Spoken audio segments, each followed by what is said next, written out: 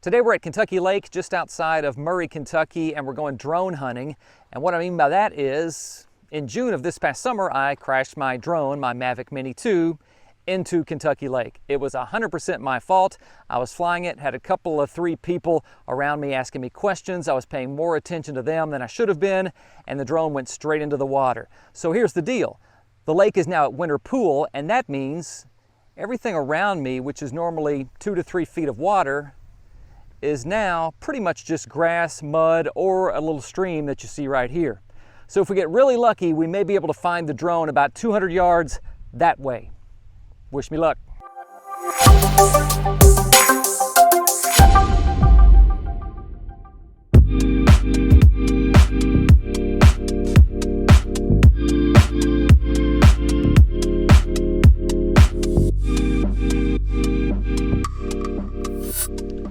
Man, there's a ton of deer tracks out here. It's super muddy if you want to look at my shoes. So best guess on finding the drone is if I go straight ahead, maybe 200 yards. It should be somewhere in that vicinity. Now there's always a chance that somebody beat me to it. I'm not seeing a lot of footprints out here, just a lot of deer tracks. So I'm hoping I'm the first one out here now that the lake is down.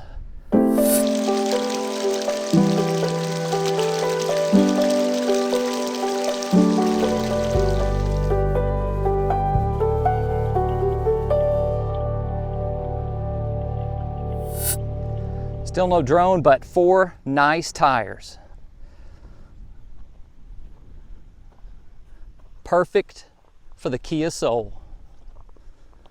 Probably even better than the tires I have on it right now. Still haven't found the drone, but there's a nice kayak or canoe paddle somebody lost.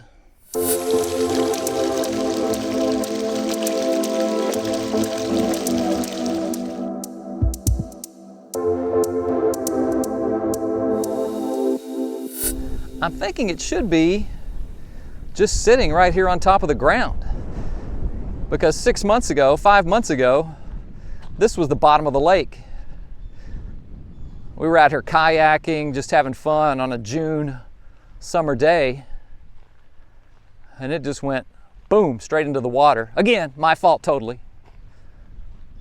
But if it didn't get buried in the mud, I'm thinking it should just be sitting right here on top. Now, is it gonna fly again? Absolutely not. But I'm hoping maybe the SD card is recoverable.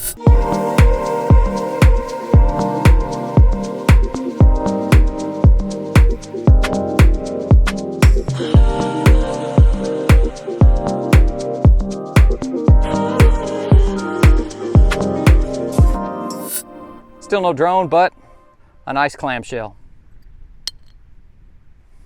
I don't know if you can see it or not, but there's an armadillo out here walking around. Not sure how close I can get to it or how close I should get to it. And Scooby hasn't seen it yet. So let's check it out.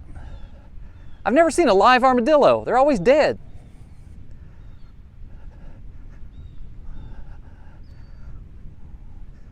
Kind of wondering how close I can get to him before he turns on me and chases me and then chews my face off. He's not running away too fast.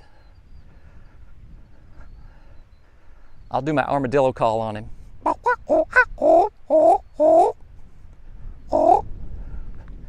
Hey, Army. I'm gonna leave you alone. I'm gonna leave you alone.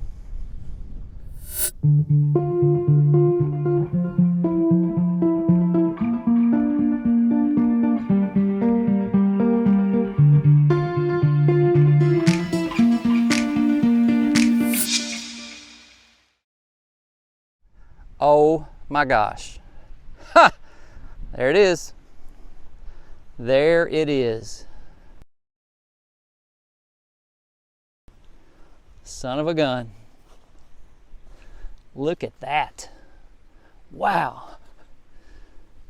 Man, that thing is lodged in there. Oh gosh. That's crazy. Well, let's dig it out. Ugh. There it is. Good as new, man. I can rebuild it. Wow.